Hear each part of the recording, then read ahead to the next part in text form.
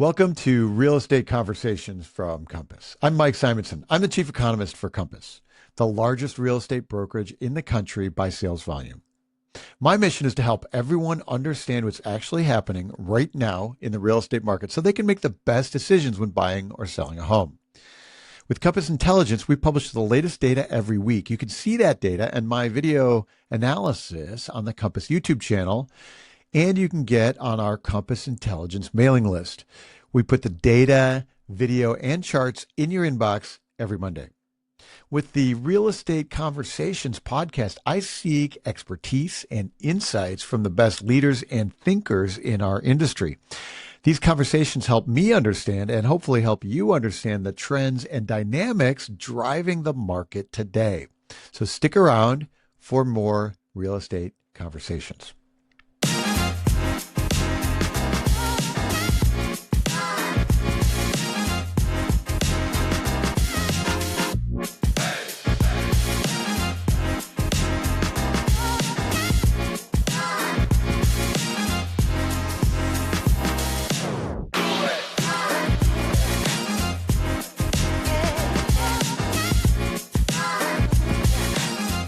Today's conversation is with Mark Adams. Mark is the Senior Vice President at HW Media.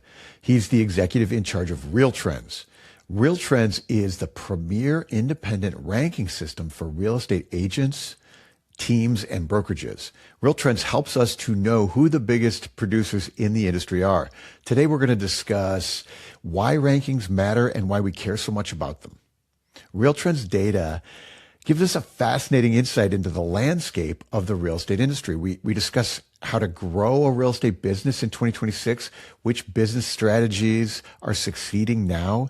We look at the real estate business models and how they're changing. After 4 tough years in the real estate market, some companies and teams and individuals are growing and thriving. If you want to understand which ones, this episode is for you. This is a terrific data-rich conversation with insights, not only for real estate professionals, but if you're a home buyer or seller or an investor or just an active participant in the real estate industry, this conversation has surprising insights for you too.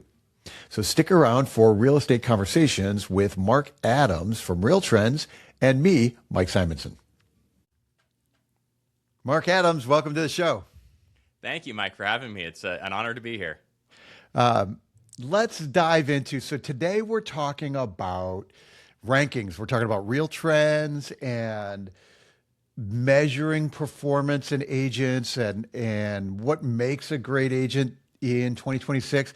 Now that I'm inside Compass, I notice how, Compass has a ton of high performing agents and they rank prominently on Real Trends.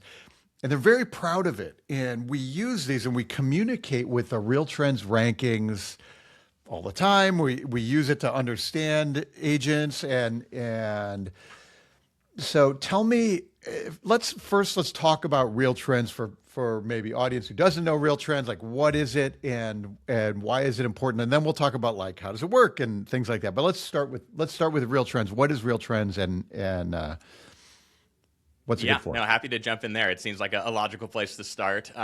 So, your comment about, at Compass, there's tons of agents that talk about this. And, just to put a number on tons of agents, I think about 1,800 agents within Compass are featured or were featured on the rankings last year. About 2,700 teams and about 14,000 team members were within that group. So when we say a ton, it really is a ton. But we're really in the business of showcasing the top 1%. So I think it's a testament to the fact that Compass has quite a few top performers and they end up on our lists. And, after the dust settles on the acquisition with Anywhere, about 1 in 3 agents or teams on the list will be within the network. So it really is a massive market share that Compass has accumulated over the years. But RealTrends really exists in a world where we provide third-party verification and recognition to top performers across the industry. So we have the stance that real estate is really an information business, and I, think rightfully so that information rests in the hands of the agents, right? You go through an agent to buy a home. I don't think that should ever change. I think a downside of that is it sometimes limits consumer access to data that's really important. And I think one of those pieces of data is performance data. So if I'm a consumer and I type in top agent in Dallas, maybe I'm taken to a site that recommends an agent and says this is the #1 performer. But why are they the #1 performer? How are they proving that they're the #1 performer? And the reality is that most of those sites tell you that this person is the best because they pay them the most money. And we operate in a world where we want to truly be that arbiter of truth, of telling you that this really is the #1 agent in Texas or the country or Dallas. And that's a different proposition altogether. So, every year we collect data on agents, teams, and brokerages. They submit their data to us. We review and validate it. We basically police the data for them. And at the end of the day, when we publish the rankings, we're really providing that third-party endorsement of their productivity. We're hoping to provide a differentiator that helps these agents and teams stand out in a really competitive marketplace, and hopefully giving them the opportunity to benchmark themselves apples to apples against their peers. So Real Trends really exists in a world where we're turning that production into proof and validation. Production into proof and validation. And so, okay, so everybody likes to be #1. Yeah. And there are a lot of ways to actually measure what #1 means. So what does Real Trends do? What does it mean to be the #1 agent in Dallas?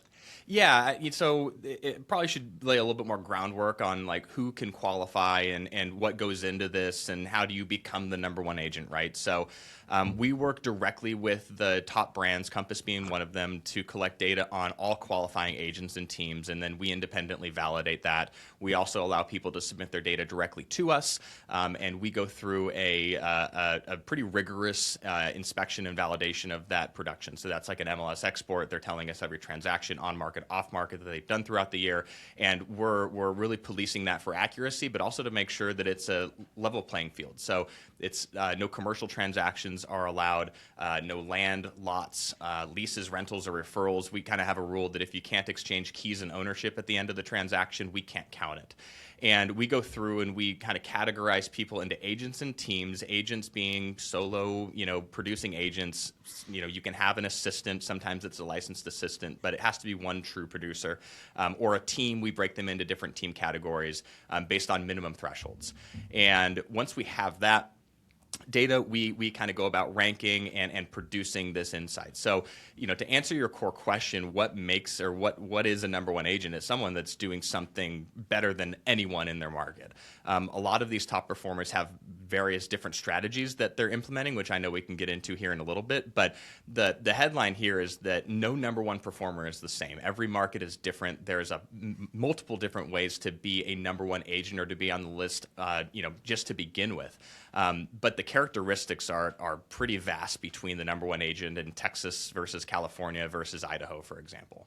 Yeah, I'm very much interested in diving into those characteristics, like what are those, and the strategies, and then also categories of teams, like the whole dynamic. We imagine real estate agents as an agent who does a deal, but the business models are all over the place and where the business comes from. And I think it's interesting to use that if you can't exchange keys. Like what we're counting is residential transactions. When we built the Altos data systems, what is inventory? Yeah. Is it, if it's a house for sale and it's a rendering of a house that could be built, is that a house for sale? Is that actually active inventory? What is it like? How do you even count those things? It's really fascinating to know. So in Real Trends, we're talking about houses that transact. You said on market and off market. Yes, that's correct. Tell me about that. Yeah, so we don't say these have to be on MLS transactions. I mean, again, we're in a world where we're trying to make an apples to apples comparison. So it really is, are you an agent or are you a team? Did you help the facilitation of buying or selling a house? We don't care if it was on MLS or private market or whatever, as long as you can show us that a transaction was recorded and you can actually document that, we will count it towards your transaction total. We're not strictly give us an MLS export. More business today is being done off market, especially in some of the ultra luxury or premium type of properties. They don't want 100 people walking through their house. They want to privately shop. There are different strategies for previewing, within network a property that are becoming more and more prominent, especially within the Compass network. So we don't make a distinction between if you ended up putting it on the MLS, is as long as it was bought or sold, and you can prove it, and it's within the characteristics that we allow, we are going to count it because as an agent, you did that transaction ultimately. So we are different than just taking maybe a realtor through their MLS says I'm the number one agent in my market because I'm number one on this list from the MLS. Well, that's only on market, right? There's a whole other world off market that's becoming more and more predominant now. Yeah, and do you happen to have any numbers on like more prominent? Like, is that a 20-year trend? Is it a hockey stick recently? Tell me, do you have any sense about that? Yeah, that's the tough part. We work with a number of partners that do a significant amount of off-market transaction. We haven't actually crunched the numbers, but you're making me sense that there's a research paper that is going to be kicked off internally at Housing Wire and at RealTrends-Verified to actually quantify that number. But it is something that we've seen, especially in the past 3 years, just as a general sense that we have from doing the validation and verifications that it's more common than it was. Actual numbers I don't know, but I think that I can be pressed to do that research. I think there are some really big agents, and correct me if I'm wrong on this, but I think there's some really big production agents who have business models that are essentially non-MLS. They're like wholesale things, or there's some kind of business where they do hundreds and hundreds of transactions. Is that right? Yeah, there are. And I mean, just like everything on the rankings, there's multiple ways to go about, executing that off-market business model. So to your point, there's people doing high volume off-market.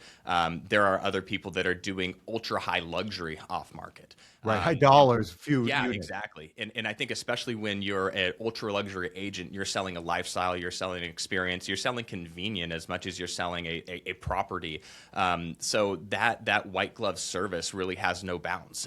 It's whatever the home owner or home buyer wants, you're going to go out and execute. And many times in those situations, they don't want to be on market. They want it to be privately shopped, and they want it to go to someone that is within their network, we can call it, and a lot of agents find a ton of success doing that specifically. Right. The rankings look at both of those vectors, right? Like total dollars, but also total units. Yes. Yeah, that's correct. So there's really two ways to qualify for the rankings. It's an either or. So you can either qualify on transaction sides or total volume. So if you're an agent and you're doing over 25 transaction sides or 10 million in volume, you're going to qualify for the normal like national and state rankings. If you're a team and you're doing over 40 transaction sides or 16 million, you can qualify for the full rankings. And we did introduce the opportunity for agents and teams who have slightly below that threshold to still appear on the website and get a city ranking. So for agents, if you've done over 15 transactions or 6 millions, you can be featured on the website. You can be verified by RealTrends. You can get a ranking in your local market. And teams the same with 25 transaction sites or 10 million. So we're trying to really expand the scope, and our core business model is showcasing like that top 1% to 5% of performers. But we're also increasingly in the business of validating production and helping connect consumers with agents and teams. And there are a lot of agents and teams that are doing between 15 and 20 transactions a year that are great for consumers to be connected with. And we really want to be in the business of providing that validation of the data. Yeah, I mean, I personally love the 16 to 20 as a bullseye of a agent or a team that's doing a ton of enough business that they've seen all of it. They've seen all the problems. Yep. But also not like too busy that you're like not working with those kind of things where you don't get the attention. Yeah, absolutely. I mean, this is not a part-time agent recognition program, and I think you nailed it on the head when we talk about like consumers, what consumers get out of working with a RealTrends-Verified agent. I'll use an example. I fly out of Dallas Love Field Airport, And within the airport, there's like 3 separate billboards that say this agent is the number one in something. And you know, that I understand the game. Like it's you want to be the best. And a lot of agents are the best in their category. But I think we've gotten to the point that there's almost an oversaturation of I'm the number one agent. And you know, maybe you are the number one agent in your planned community in the 3-bedroom, 2-bath floor plan. There is a world that is the absolute truth. And that agent, I don't want to discount the success that they've had at all, but that's different than truly the number one agent by volume or at a certain price point within an entire market, right? So I think consumers have really gotten to the point that they can't traditionally validate when they hear I'm the best, you know, I'm the top or whatever it is. So again, RealTrends trying to insert itself as saying even playing field, apples to apples, how do we stack up, who really is the best, and you know, that's an agent benefit. And the consumer benefit is that we're really providing a directory of agents that are invested in excellence. So again, it's the true professionals, it's the people that are doing this day in, day out. You know, we're hoping and we know that this group can give confidence to consumers, right? You don't want to second guess if you're getting the best price for your home. Or if you're getting the best deal or the best concessions possible. You don't get that with a junior agent. You get that with an experienced agent, the ones on our list. And also, you're really hiring like a true professional. Negotiating is more and more important now than it was, let's call it 3 years ago, when it was just like, hey, put a random number on paper, make it over ask, remove all kinds of contingencies, and you know, we'll win. But now it's a different world. It's going to take some massaging, some negotiation, understanding what the leverage and what the pain points are that you can lean on to get a better deal on the buy or the sell side. So I think that the industry, now that inventory productivity and home transactions have decreased, I think we're entering a world where it becomes more and more important that you're working with an expert, not just someone who can complete some paperwork and send it in and say, look, this number's bigger than that number and we're good to go, right? It's a different world that we're entering. So we really want to showcase for consumers that these are the best people to work with for more than just the reason that you know, they're on a billboard and they're in one specific category, the number one agent. Yeah, there is some objective measure to these people are doing a lot of good work. Okay, so you mentioned individual agent, 10 million in volume, 25 sides is their typical threshold. How many agents are in that category? And the reason I'm asking, like you see every once in a while there's a meme where there's like, you know, there's 1.5 million agents and 1.3 million agents, and 900,000 of them don't do any transactions at all. And isn't this evidence that the system is broken and, you know, like that kind of thing? And I always look at that data and I'm like, well, you know, we have a robust, dynamic market where they're agents on teams, or they are managers, or they are builders, or they are lenders, or there's just all these other people, service providers in the industry who have licenses, who aren't in the business to sell houses.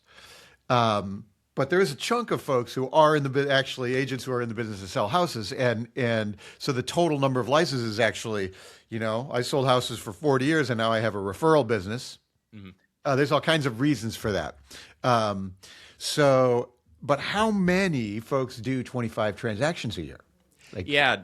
So on the agent side, that's about 12,000 total agents. And when we look at the team side, which has that 40 transaction side or 16 million threshold, that's about 18,000 teams, I would say. So last year we had just about 30,000 agents and teams featured on the rankings. So when you look at that out of depending on the numbers, 1.5 to 1.6 realtors in the country.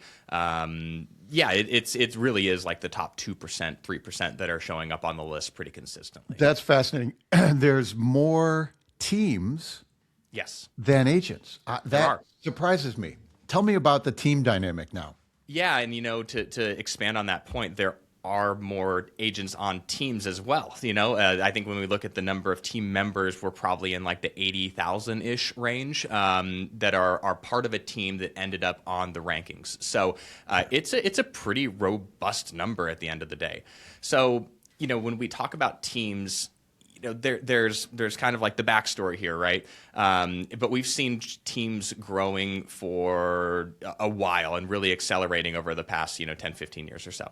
But the RealTrends-Verified rankings launched in 2006, and in that ranking, it was just the top 200 people, right? It was the top 100 agents and top 100 teams made this list. So now at over 30,000, it's crazy how much the industry has grown. But the story is really interesting over the past 5 years when we talk about teams. And so to set the stage, in 2020 to 2021, we obviously saw a boom market, and that was really an amazing time for teams.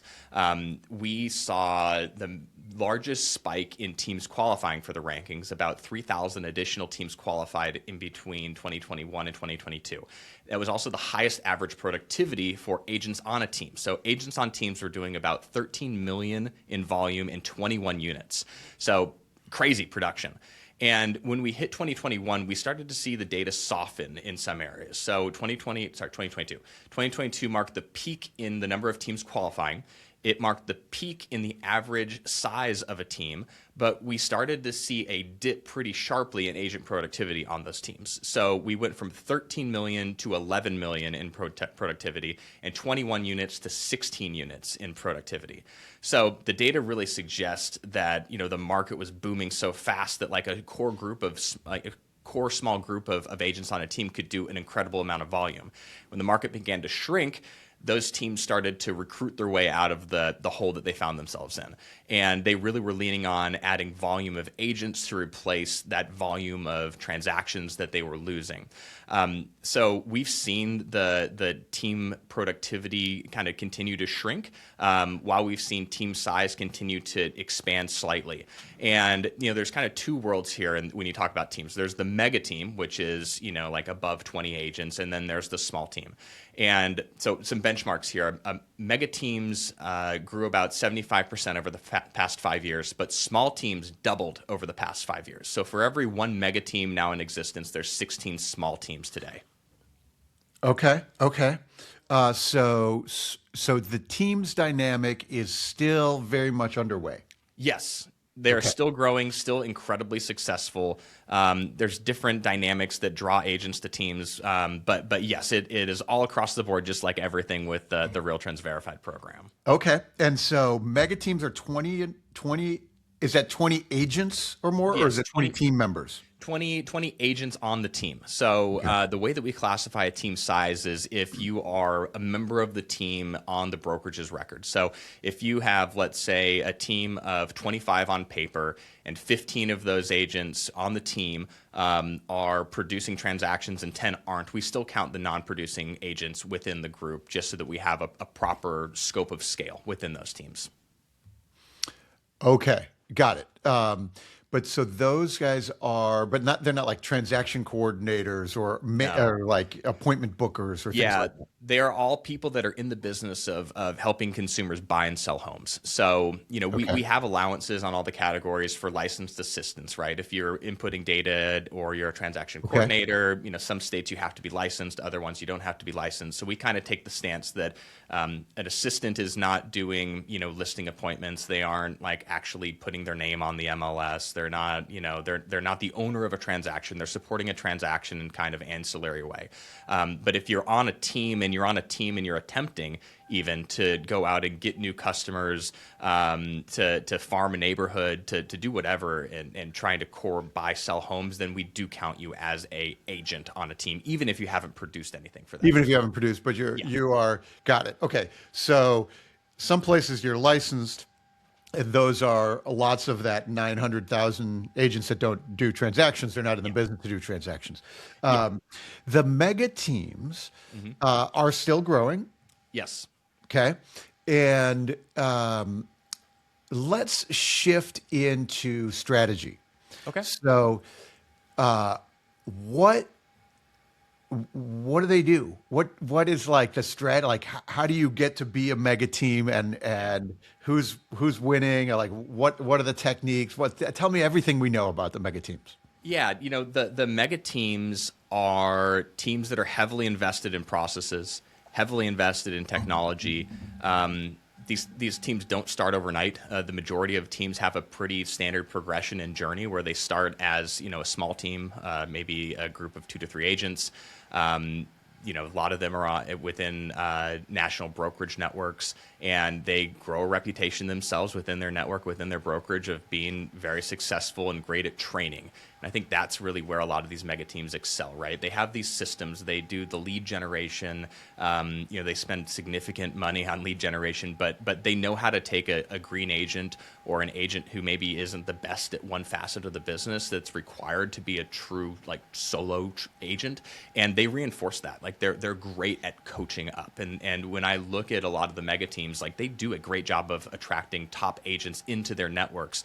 But when we look at the pure volume growth that we see within the mega teams, it really is in the 1 to 2 year agents that have kind of gone off on their own, found some level of success. These aren't people that are newly licensed. They know how to run a transaction, but they know that they can have more. And they look at the success that the team's having as that shining light on a hill. And they say, I want some of that. Even if it's on a temporary basis, I want to understand how this team is productive and how to be more efficient. And I think that the mega teams are masters of efficiency. And they are very, very good at training agents on being efficient themselves. And I think ultimately that means that sometimes those agents on the mega teams leave and they take those, call them trade secrets or habits or whatever you want to call it, and they can say, okay, now I'm ready to run. I have a book of business large enough to support myself. I'm ready to go off on my own. But the volume that those teams have is from the 1 to 2 year agents that are jumping into the team programs to learn and to expand their business ultimately. Right. So the young agents use a team to learn and to start build, and then some of them will choose to go build their own team and invest that way. Yeah, 100%. And so when we look at these two worlds, the mega team growth and the small team growth, okay, so let's look at the small team growth. Maybe you were on a mega team and you now understand how the processes work, and you identify someone that you want to build your own team with. We've seen that small team footprint has expanded rapidly, and we can track some of it back to people that have graduated from teams and started their own deal, and now they're at the ground floor of their team journey. And some teams decide that they want to grow, and that's their model, but other teams really live in that small category. And about 10,000 teams are in the small team category currently. So those are a group of 1 to 2 agents. They are hyper protective of margin. They're running the strategy that 2 to 3 productive agents is better than 10 semi-productive agents. They're running a strategy of, I don't want to necessarily train a junior agent. I want to partner with another agent. These are husband and wife teams. These are, agent and architect teams, right? These are really unique combinations of people that have said, you have a unique facet of skill and let's join up and let's be better together. And that really has insulated these small teams from a lot of the shifts that we've seen in the market ultimately.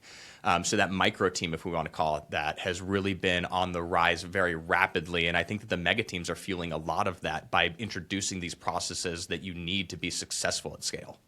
Fascinating. Okay, so and you said there were 18,000 teams and probably 80,000 members, so that's maybe a little over 4 agents per team is sort of average. Is that? Yeah, based on the numbers, yes. But when you look at the actual, there are some teams that have 1,000 agents on them. So 1,000 agents on a team. Average up. Yeah. So the average right now is about 6.5 agents per team, is what we're seeing across the rankings, and that's down from maybe 9 or so agents per team a couple years ago.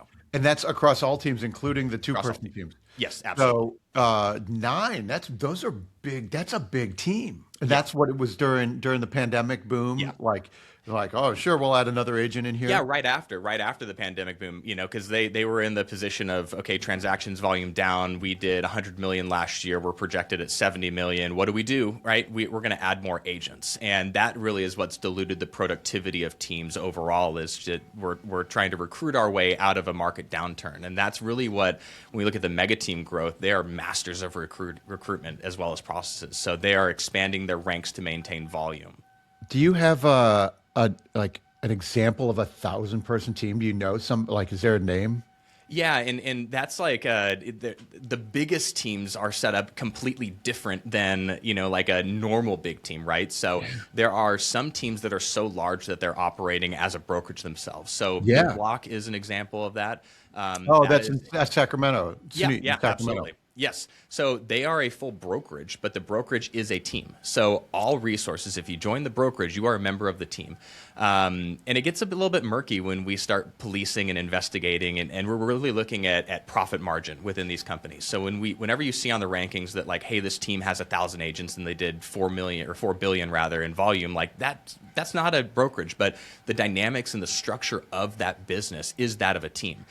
They are buying a massive amount of leads. They are investing heavily in technology. And as a result, the commission splits for the agents on the team or within the brokerage in this example are heavily diluted. So there really is like a team profitability model and a brokerage profitability model. And these teams have grown to this incredible size that they're kind of breaking the mold when we look at like the true profitability of being a broker owner ultimately. Yeah, because there are, and you'll have to help me distinguish between team and brokerage at that point. There are brokers like really great quality brokerages who've struggled to get to 200 agents. Like, how does a team get to 1,000? What does that even mean? And so what's the difference between a broker and a team at that point?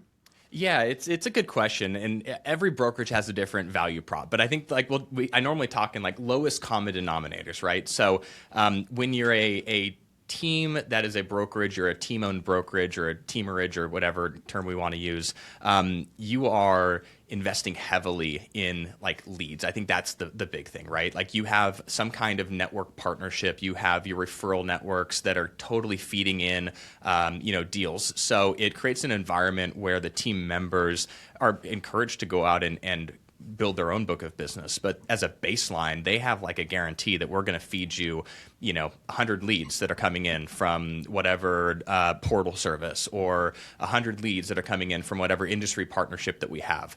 And they're really using that as like hey, come and join our team or our brokerage and we'll ensure that you're successful to a baseline. But it does create that environment where the agents tend to earn less per transaction. So I think that's the interesting thing about real estate is there's just so many ways to go out and be successful, right? Like you can exchange commission for volume at some of these firms. You can work with a standard team and have expanded services and have like a medium, like middle ground, or you can be a solo agent who's, doesn't need any services provided for them and they want maximum compensation because they're going to invest in their own self. So like I said earlier, the business is so across the board, different and diverse. There's just so many ways to be successful.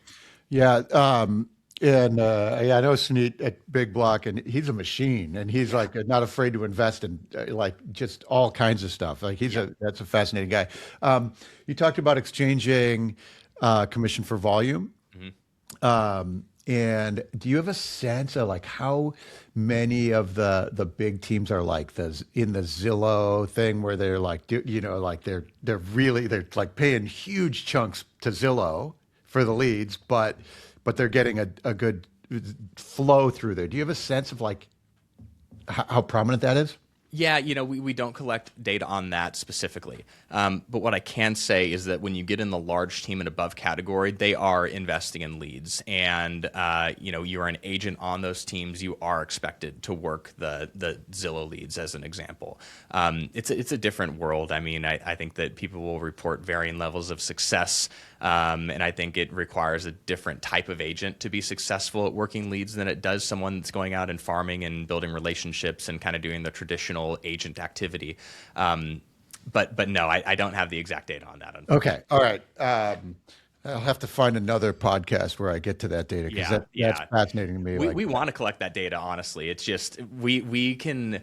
So an aside here is that when like a big team submits and they're like in like the brokerage borderline, we do ask for audited financials. So we have like broad signals on how much they're spending and how much they're recouping. So we probably could go in and find it, but we collect that data under the guarantee that we don't share it or circulate it in any way. So it is like a world. You're just doing it to verify. Yeah, exactly. But you're not doing it to share with me on this that podcast. Model, right? Like we know if your profit margin is like sub 7%, like you're a brokerage. If it's like in the 20-30 range, like you're a team ultimately because you're just charging so much more to your agents.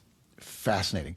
And so an individual agent on a team like that is making a less cut than if they were solo in a solo agent in a brokerage, a traditional brokerage. Yep. But they're doing that because I don't have a book of business yet, and so the team generates the top of the funnel for Yep. me, and I get to and then I get to get my experience. Yeah, exactly right. It's a bit of an exchange that's taking place at that level. Yeah. Cool. Very, very fascinating. Okay. Are there other things besides investing in leads that you notice in common with folks that are, in this in the growth, area? Yeah, absolutely. There definitely are. So, when we talk about a top performer, we typically have some similar characteristics, right? They are investing heavily in systems to scale their time. Top performers know that you only have a set number of hours in a day, days in a week, and you have to maximize those. So they are heavily system oriented. They are very committed to community involvement, right? Like community involvement becomes your networking, your farming. You are just so deeply ingrained in the community. You're building a name for yourself. You're recognized when you go out. Like those are the top performers. And in almost all circumstances, these people have an assistant working for them. So if I'm an individual agent and I'm successful and I want to be more successful, the big takeaway from the rankings that I would say is work on finding a way to make an assistant work. Scale your time because the top agents and the top teams all have a support system behind them that are empowering their specific success. So that is one of the biggest takeaways that I have from the rankings, full stop. Empower yourself to be more productive with your time and be very, very selective about how you spend it in growing your business. Those are interesting insights. I wouldn't have identified community involvement, but in retrospect, I see it. Like now that you mention it, I can see it in that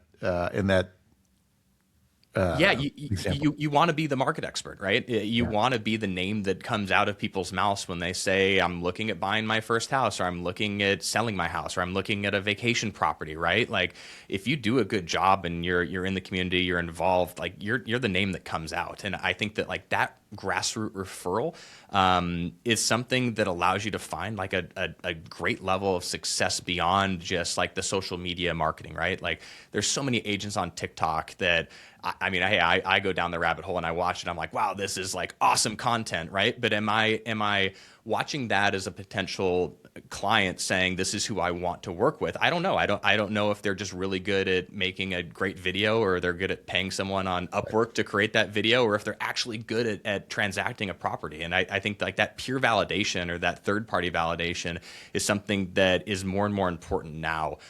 There's just so much competition. There's so much noise. Having some edge to say I am a great agent because RealTrends has verified me. I'm a great agent because I'm recommended by my peers. I'm a great agent because you know me from PTA, right? Like that's a core way to grow your business. That's fascinating. The community involvement seems like it may be a different type of person than the Zillow leads worker. Are they the same person?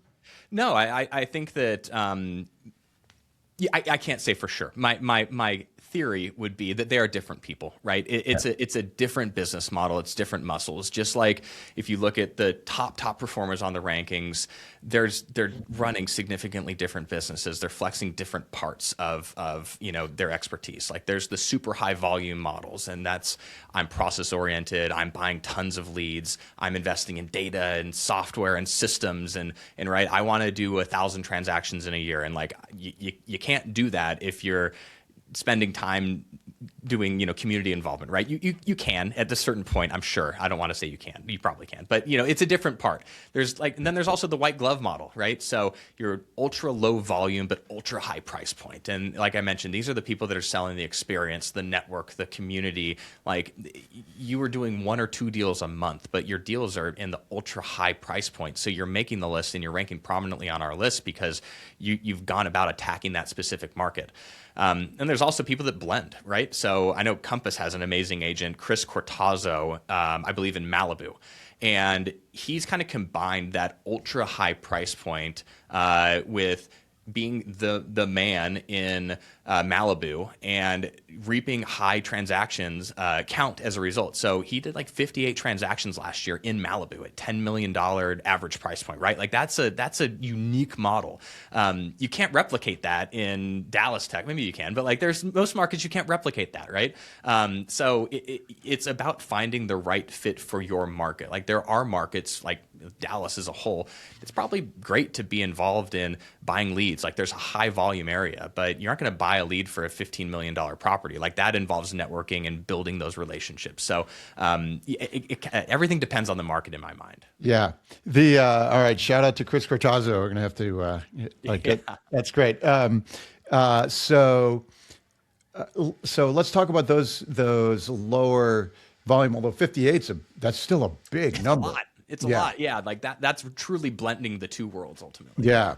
But there are folks who do a handful of ultra luxury. Yes. And they are also tracked on your list, and they're tracked by dollars, not by total transactions. What do we know about them?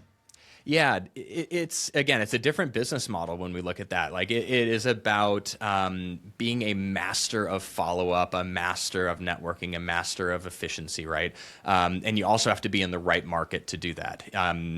If you're in Miami, you're in Malibu, West LA area, 100%. Like that's a market that you can pull that off in. But you have to be unbelievably efficient when you get into that world, right?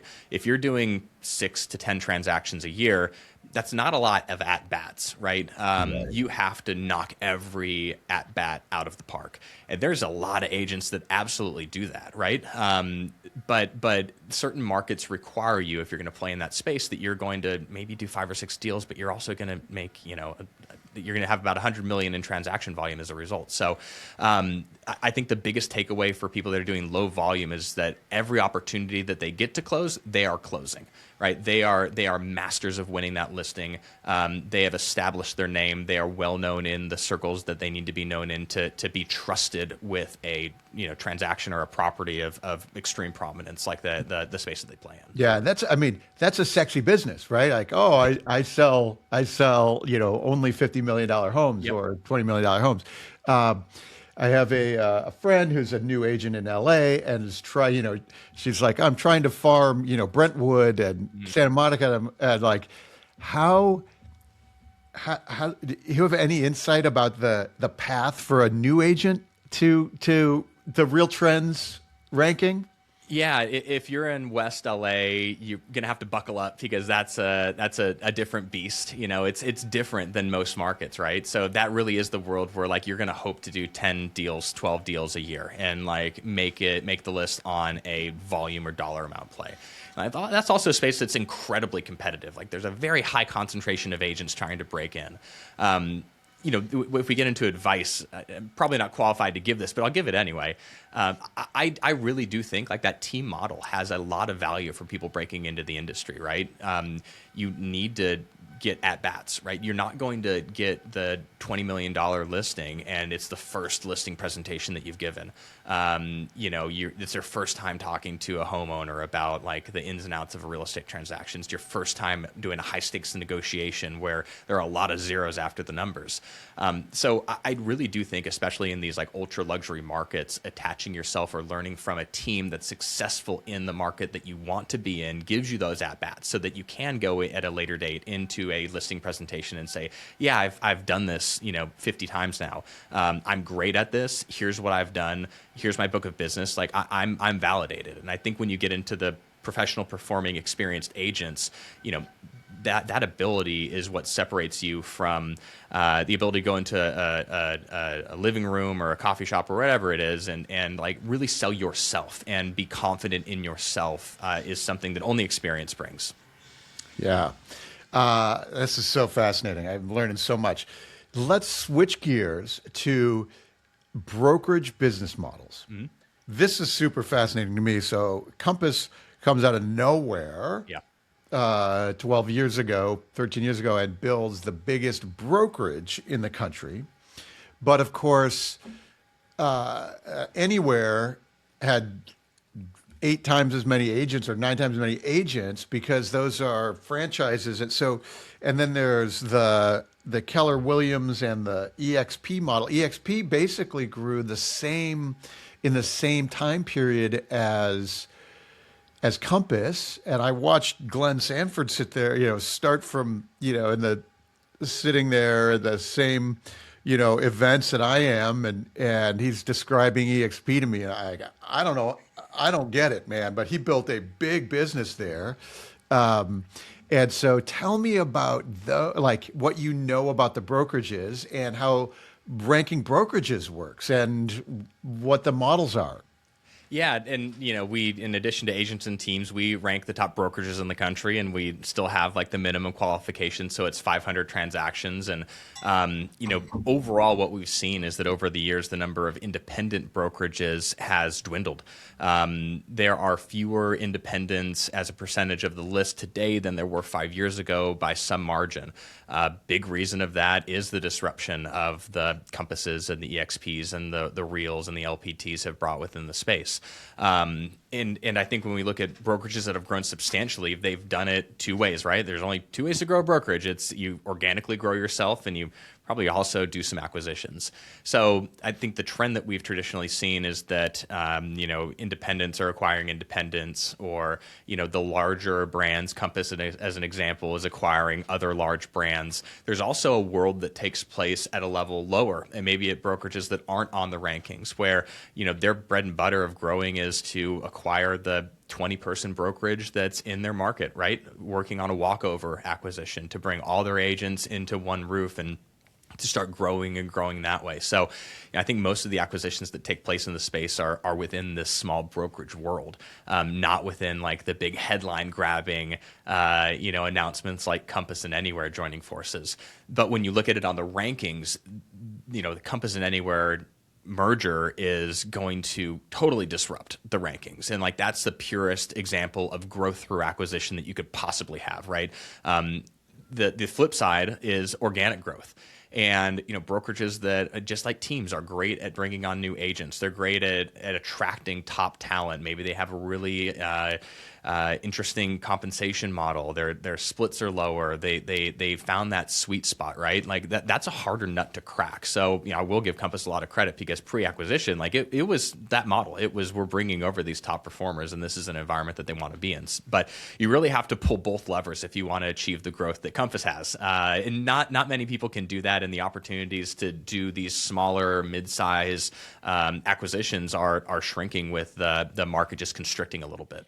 Yeah, and you can, so many markets go through this transition. It's the get big, get small, or get out kind of challenge. The mid-size gets squeezed. And it makes sense. You either have scale or you have a specialization. And if you get stuck in the middle without either of those, it can be really tricky. Yeah, and I think that the position as a broker that you don't want to be in is that your growth model doesn't match the business model that you're in, or the franchise model that you're in, right? So, you look at every brokerage is kind of running something slightly different, right? There could be a brokerage where their model is rewarding scale, right? So they want maximum headcount, and they don't care that you're doing one transaction. They just want that one transaction a year, and like they're going to make sure that that's how they get their profitability. That's a different world than other franchise models or other brokerage models that don't care about headcount. They want productivity, right? I'm paying the franchise, or it's costing me in technology seats or whatever it may be, for every body that I have in the brokerage. And if you're not producing, I will gladly concede and get rid of that one transaction that you would bring me. I only want the agents that are doing 5 to 6 transactions. And brokerages operate that model very, very successfully. And then there's other ones that can grow through team acquisition, because they're running like that scale model, and other brokerages that say, if I add too many teams, then my liability if the one team leaves is just massive. So like 20% of my market share is walking out the door if my one team leaves. So they have like a natural reluctance to be playing in that world, because it's just not profitable, or there's just too much risk. So it's just like everything in real estate. There's so many ways to do it. I think that the key to finding success is really making sure that your your financial model supports your growth model. And if those two are disconnected, then you're in for a world of hurt. Do you have any insight about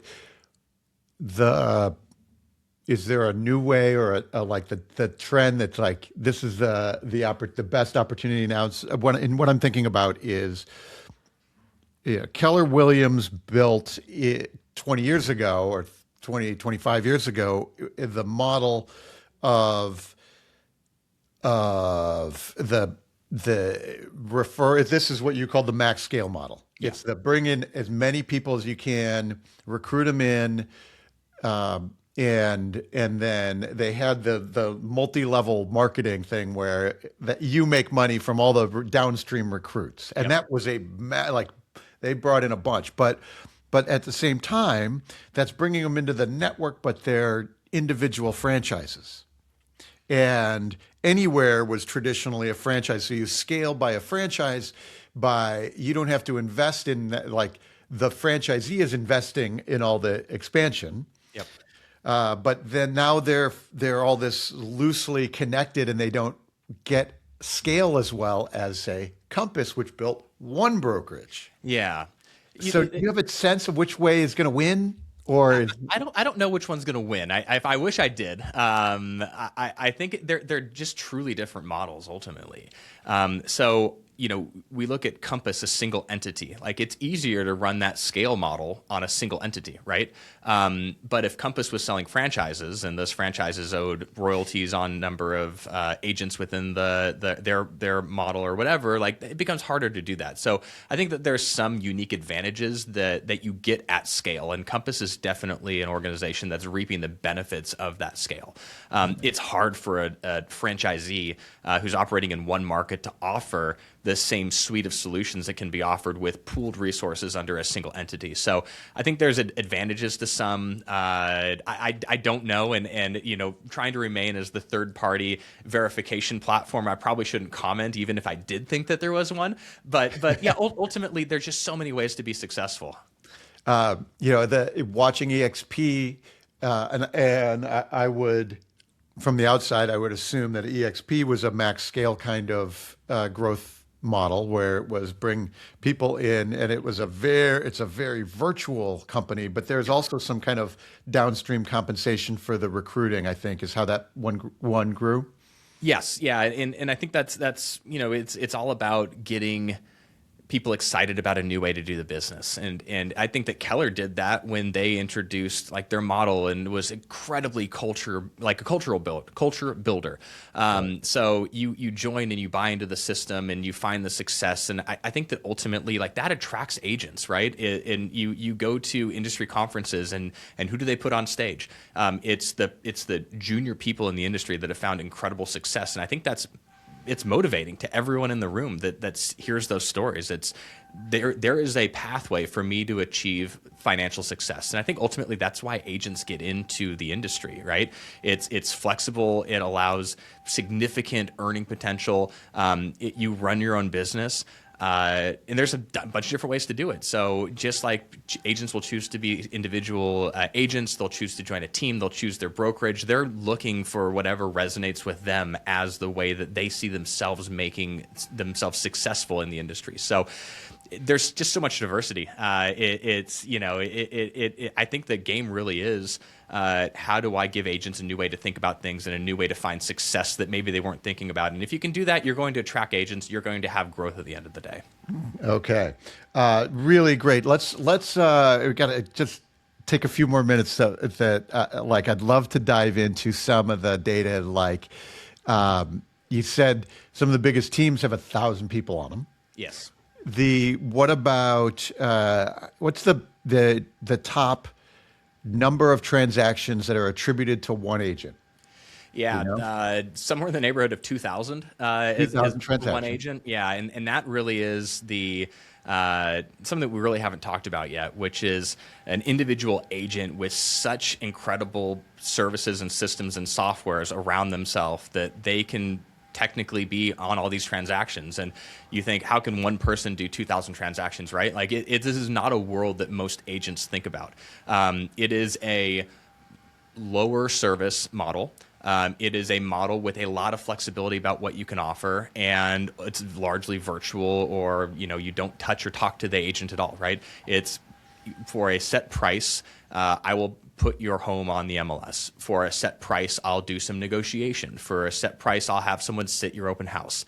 And I think like that's not a traditional agent model, but per the letters of how we validate and confirm the rankings, like these are individual agents that are tied to the transaction. Now, some of them aren't touching these transactions because it by design and by contract, the industry exists so that consumers have choice, right? And some consumers, and in this case, a lot of consumers choose that I don't really need to talk to someone. I just need someone to put it up there and like just give me a call or send me a text when someone's going to come and look at the property. I'll negotiate it myself. Cool, that's fine. But it is listed on the MLS tied to one agent, and that's really when we get into like the 900 or 800 transactions and above, which there are, maybe a handful of agents that are doing that.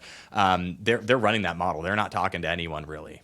That's fascinating. And is there a geographic component to a business like that? Like, does it have to be is it in San Antonio, or is it like, they're scaling nationwide. So they're all over. People are doing that model anywhere. Yeah, MLS agnostic. They're members of every association. They are. Oh, so I'm doing 2,000 transactions. I may do it across the country. Yeah, as an agent, absolutely. I may be okay. And they've invested in the systems that allow them to enter in all these systems, right? So when you look at the financial investment that goes into this, it's significant. And when you look at the payoff on a single transaction, it's not significant. So these are still people that are rolling the dice when they set up these businesses to say, can I reach scale? Like, is this something that the market demands, and are my tech costs going to kill me? Right? Am I paying $100,000 in AWS fees a month, right? And I'm selling something for $200. Like, you got to sell a lot of things for $200 to do that. But some people have figured out how to do it and find that price point and be very successful. But I wouldn't put that group in like the traditional agent. You're not going to see that person face to face. They're not going to give you the listing presentation. They're just going to say, here's the Cheesecake Factory menu. You tell me what you want, I'll deliver it, and we'll both be happy about it. And consumers choose that from time to time. Most of them, the overwhelming majority, choose to work with a professional agent who can walk them through a transaction personally versus that unpersonalized touch. And you look at large investment portfolios and things like that, that's typically the customers that agent persona is working with. It's not really like this is my primary residence. It's someone who's looking to offload 10 properties and wants a really good deal and knows something about real estate themselves, and they basically facilitate the transaction. Yeah, that's my observation too over the couple of decades I've been doing this, is that there are plenty of very low cost options for selling your house, but in general, American consumers demand the full service, full price option. And it's why everybody likes to complain about commissions, but at the end of the day, I just keep watching people keep opting into the full serviceness because we want that. Yeah. It's the largest transaction, the largest purchase many people make in their life. You don't want to do that without talking to someone or having someone that you trust. And I track it back to the exact same thing. Like you want someone with you on that journey. And that's one of the best things about real estate, right? It gives you someone that guides you through the process, that maximizes your return. It's more than worth it to pay the commission that's due, especially when you look at I always what could go wrong if I did this myself? There could be a lot going wrong, right? So you're not saving money, or in most circumstances, you're not saving considerable money by trying to do something in a unique way. Work with an agent and your life is going to be much easier. Okay. So are there other bits of data in there that you're like, oh, this one always jumps out to me as super surprising or whatever, shocking, something we should know in the RealTrends data?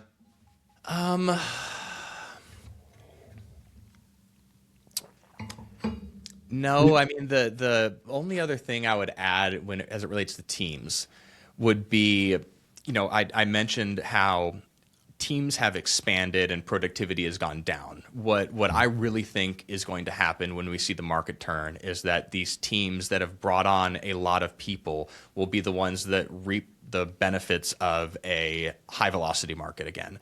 So you think about the success and the productivity at like 21 units per agent that we got in a boom market.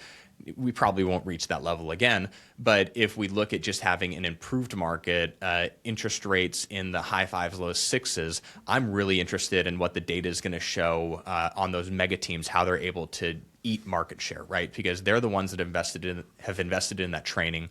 They have a large group of agents that are working together. They are buying leads, right? So theoretically, if volume increases and they keep their base of agents the same, they should get an outsized gain. So I'm really looking forward to seeing that data in this year's data and next year's data, and then benchmarking that against the individual agents and the teams. Because historically, teams have technically outperformed agents. There's some of the recruiting things going on and reinforcing the volume and things like that. But I think that like we're setting up for a perfect experiment. Like, can these mega teams make their systems operate even more efficiently when the market takes a positive turn? And what exactly does that look like compared to an individual agent? And related to that, if you look over the next decade, do you anticipate that the center of gravity shifts even more to teams away from the individual agent? Or is that not a trend you see? I don't think that we've seen enough in the data to know for certain. There is a natural ebb and flow of into teams, out of teams. Okay. One thing that we started collecting last year was licensing information on all of the honorees. And what that will hopefully do in the future is allow us to have more transparency and visibility into the movements of agents within teams and out of teams, and really reinforce the narrative that we believe is true from talking to clients, which is that kind of first step, you are a junior agent at a brokerage, and then you move into a team maybe, and then you move into an agent yourself, and then you grow your own team. Like, being actually able to identify who's doing that and then understand their stories is something that we're really excited about. But I don't know. I think the data, the great thing about this business is that the data will tell us pretty quickly when we start seeing that turn, just like the Altos data helps us understand when the market's turning, right? So we're gonna be paying close attention to productivity, to success of agents compared to teams, to success of the different team categories. I think they're gonna all tell a different story over the next 10 years, though. That's terrific. Real Trends is really sits at a fascinating spot in the industry, being a third party to have the data on the agents, and has been doing it for 20 years on what those rankings look like and what the agents look like and what the business models are paying off like. It's a really great conversation. It's really useful to me, Mark. I appreciate your insight and the data very much. I know that inside Compass, people appreciate the Real Trends rankings so much, and how many Real Trends rankings do we have, and how in this town, and where do we fit, and all of those elements are really, really useful for understanding who's doing great work and why. And so I appreciate you taking the time with me today, because I learned a ton, and it was exactly what I wanted to get out of the conversation. So Mark Adams is the SVP at Housing Wire Media, HW Media, which is the company that owns Real Trends, and you run the Real Trends business and the Altos Research business, and all the subscription companies, the tech stuff inside of Housing Wire. And so I appreciate your time. And any last words? No, do you do social media stuff? Do you post? I am more now, but traditionally am not a big social fan. But I'm branching out and starting to post more. Mark, here's what you got to think about. Remember, we said that the greatest agents are in the community. Yep. I got to take my own medicine, Mark. Here. Yeah, you got to be in your community. Yeah, absolutely. You are the face of that business. No, I appreciate the time so much. Yeah, no, I appreciate it, Mike. And for anyone who is going to be on the rankings or just general industry, tell us dates and stuff. Yeah, April 20th is the deadline to submit. And then we're going to release the results on June 5th. And we're again doing that in partnership with the Wall Street Journal. So go out and grab the magazine or the newspaper on Friday, June 5th, and see if you made the rankings, or go to realtrends.com. So, okay, April 20th, you submit all your 2025 data. Yep. And get it all in there, and then June 5th is the announcement. So that's terrific. This will go live and get people motivated to get their data in there and get their recognition. Awesome. Well, thanks for having me, Mike. Thanks, Mark. All right, everybody. This is Real Estate Conversations. Today was Mark Adams from Real Trends. If you like the podcast, please, like it, share it, leave a comment, do all those things so it helps other people find the interviews, because we like to bring really, really important and insightful conversations like this with Mark. So thanks, everybody. More next week. The Real Estate Conversations podcast is brought to you by Academy, the go-to source for real estate agent education and on-demand learning.